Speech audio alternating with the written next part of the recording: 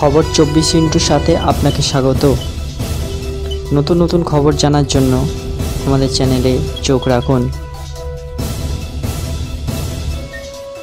অভিশপ্ত কাঞ্চনজঙ্ঘা এক্সপ্রেসের স্মৃতি এখনও কাটেনি। এর মধ্যেই জলপাইগুড়ির সেই অভিশপ্ত জায়গা রাঙাপানিতে আবারও ট্রেন দুর্ঘটনা। ফাঁসি দেওয়ার কাছে মালগাড়ির দুটি বগি লাইনচ্যুত।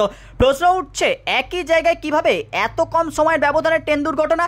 জানা যাচ্ছে যে এলাকার দুর্ঘটনা ঘটেছে তার পাশেই রয়েছে Numaligarh refinery limited.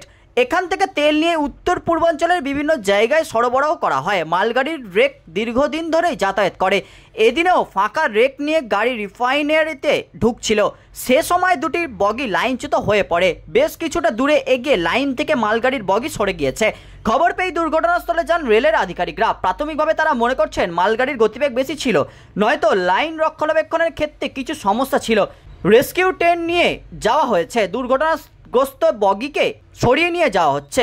17 June রাঙাপানিতে Kanchenjunga এক্সপ্রেসের দুর্ঘটনার মুখে পড়ে। একটি মালগাড়ি গিয়ে ধাক্কা মারে ট্রেনের পেছনে। প্রাথমিকভাবে মনে করা হচ্ছিল মালগাড়ির গতিবেগ বেশি ছিল, চালক ঘুমিয়ে গিয়ে থাকতে পারেন। মালগাড়ির চালকেরই দোষে এই ঘটনা ঘটেছে বলে রেলও প্রাথমিক তদন্তের ভিত্তিতে জানিয়ে দেয়। যদিও পরে রেলের তদন্ত কমিটির রিপোর্ট বলে ওই এলাকায় সিগন্যালিং সমস্যা ছিল, তাতেই দুর্ঘটনা। তাতে প্রাণ যায় 10 জনের। উল্লেখ্য, মঙ্গলবার ঝাড়খণ্ডের চক্রধরপুরে বেলাইন হয় হাওড়া CSMT এক্সপ্রেস। মৃত্যু হয়েছে 2 জনের। বরাবর ট্রেন দুর্ঘটনা স্বাভাবিক প্রশ্নের মুখে রেল। ব্যুরো রিপোর্ট, খবর 24/7।